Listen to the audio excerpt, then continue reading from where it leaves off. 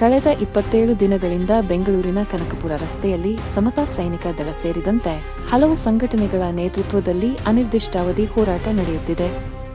ನಿನ್ನೆ ಬೆಂಗಳೂರು ನಗರ ಜಿಲ್ಲಾಧಿಕಾರಿ ಹಾಗೂ ಅಧಿಕಾರಿಗಳ ತಂಡ ಹೋರಾಟದ ಸ್ಥಳಕ್ಕೆ ಭೇಟಿ ನೀಡಿ ಹೋರಾಟಗಾರರ ಅಹವಾಲುಗಳನ್ನು ಸ್ವೀಕರಿಸಿ ಹೋರಾಟವನ್ನು ನಿಲ್ಲಿಸುವಂತೆ ಮನವಿ ಮಾಡಿದರು. ಈ ವೇಳೆ ರಂಗಮ್ಮ ಅವರಿಗೆ ಸೇರಿದ 2 ಎಕರೆ ಜಮೀನನ್ನು ವಾಪಸ್ ಕೊಡಿಸಬೇಕು ಎಂದು ಹೋರಾಟಗಾರರು ಜಿಲ್ಲಾಧಿಕಾರಿ ಅವರ ಮುಂದೆ ಮನವಿ ಸಲ್ಲಿಸಿದರು.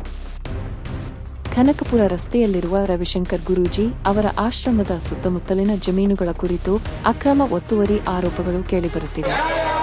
ಸರ್ಕಾರಿ ಜಾಗ, ಬಡವರು ಹಾಗೂ ದಲಿತರಿಗೆ ಸೇರಿದ ಜಮೀನುಗಳನ್ನು ಅಕ್ರಮವಾಗಿ ಒತ್ತುವರಿ ಮಾಡಲಾಗಿದೆ ಎಂಬ ಆರೋಪಗಳಿದ್ದು, ಈ ಬಗ್ಗೆ ಸಮಗ್ರ ತನಿಖೆ ನಡೆಸಿ ಜಮೀನುಗಳನ್ನು ಮೂಲ ಮಾಲೀಕರಿಗೆ ವಾಪಸ್ ನೀಡಬೇಕು ಎಂದು ಹೋರಾಟಗಾರರು ಆಗ್ರಹಿಸಿದ್ದಾರೆ. 27 ದಿನಗಳ ಹೋರಾಟದ ಬಳಿಕ ಜಿಲ್ಲಾಧಿಕಾರಿ ಭೇಟಿ ನೀಡಿರುವುದು ನಿರೀಕ್ಷೆ ಮೂಡಿಸಿದೆ. ಇದೀಗ ಜಿಲ್ಲಾಡಳಿತ ಯಾವ ಕ್ರಮ ಕೈಗೊಳ್ಳಲಿದೆ? ರಂಗಮ್ಮ ಅವರಿಗೆ ಅವರ 2 ಎಕರೆ ಜಮೀನು ಮರಳಿ ಸಿಗಲಿದೆ ಎಂಬುದು ಕುತೂಹಲ ಮೂಡಿಸಿದೆ.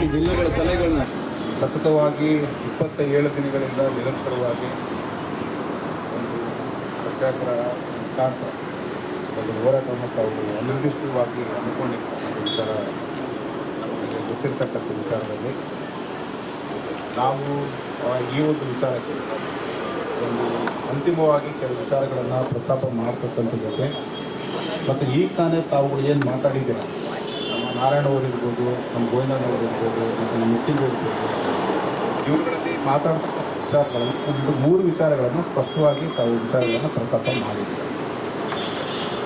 ಮೊದಲನೇದಾಗಿ BM ಕಾವಲ್ ಸರ್ಕಲ್ ನಂಬರ್ 32/2 2 ಎಕರೆ ಜಮೀನಿಗೆ ಸಂಬಂಧಪಟ್ಟಂತೆ ರಾಮಕ್ಕ ಮತ್ತು ಏನು ಮಂಜೂರಿದಾರರು ವರ್ಸಸ್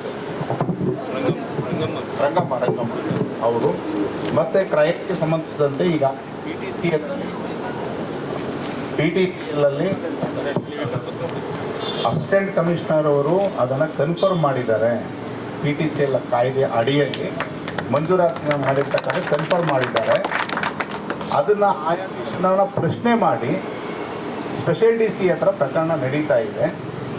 ಅದು ಸಹ ವಿಚಾರಣೆಯಿಂದ ಮುಕ್ತಾಯ ಆಗಿ ಆದೇಶ ಹೊರಡಿಸುವ ಹಂತದಲ್ಲಿದೆ ಅಂತ ಹೇಳಿ ತಾವುಗಳು ಇಲ್ಲಿ ಪ್ರಸ್ತಾಪ ಮಾಡಿದ್ದೀರಿ. ನೀಡಿದಂಥ ಬೆಂಗಳೂರು ನಗರ ಜಿಲ್ಲಾಧಿಕಾರಿಗಳಿಗೆ ಸರ್ ಹೋರಾಟ ಕೈ ಬಿಡ್ತೀವಿ, ಇವತ್ತಲ್ಲ 17ನೇ ತಾರೀಕಿಗೆ ಒಂದು ತಿಂಗಳಾಗ್ತದೆ. ಇಲ್ಲಿಂದ ವಿಧಾನಸೌಧಕ್ಕೆ ಒಂದು ಪಾದಯಾತ್ರೆ ಮಾಡಿ ಅಲ್ಲಿ ನಮ್ಮ ಹೋರಾಟವನ್ನು ಅಂತ್ಯಗೊಳಿಸ್ತೀವಿ. ದಯಮಾಡಿ ತಮ್ಮ ಸಹಕಾರ ಇರಲಿ. ತಾವು ಇಲ್ಲಿ ಬಂದಿರೋದಕ್ಕೆ ಧನ್ಯವಾದಗಳು.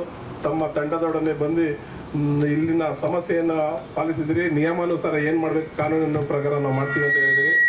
ನಮ್ಮ ಒಂದೇ ಉದ್ದೇಶ 17 ಇದೇ ತಿಂಗಳು 17ಕ್ಕೆ ಒಂದು ತಿಂಗಳಾಗ್ತದೆ. ವಿಧಾನಸೌಧ ಚಾಲೋ ಕಾರ್ಯಕ್ರಮ ಸರ್ಕಾರ ಗಮನ ಮುಟ್ಲಿ, ಸರ್ಕಾರಕ್ಕೆ ಒಂದು ಎಚ್ಚರಿಕೆ ಗಂಟೆ ಆಗಲಿ ಅನ್ನೋ ಕಾರಣಕ್ಕೆ ಇಲ್ಲಿಂದ ಒಂದು ಪಾದಯಾತ್ರೆ ವಿಧಾನಸೌಧಕ್ಕೆ ಪಾದಯಾತ್ರೆ ಹೊರಡೋದ್ರ ಮೂಲಕ ಈ ಪ್ರತಿಭಟನೆಯನ್ನು ನಾವು ಪ್ರತಿಭಟನೆಯನ್ನು ಕೈ ಬಿಡ್ತೀವಿ ಅಂತ ಹೇಳಿ ಅಲ್ಲಿವರೆಗೂ ಜಿಲ್ಲಾಡಳಿತ ಮತ್ತು ಪೊಲೀಸ್ ಇಲಾಖೆ ನಮಗೆ ಸಹಕಾರ ಮಾಡೋಕ್ಕೆ ತಮ್ಮ ಸಹಾಯ ಬೇಕು ಅಂತ ಕೇಳಿ ಈ ಕಾರ್ಯಕ್ರಮಕ್ಕೆ ಬಂದಿರೋಕ್ಕೆ ತಮಗೆ ಮತ್ತು ನಮ್ಮ ಸಮಾಜ ಕಲ್ಯಾಣ ಇಲಾಖೆ ಮತ್ತು AC ಸಾಹೇಬರಿಗೆ ಧನ್ಯವಾದಗಳು ಹೇಳ್ತೀನಿ.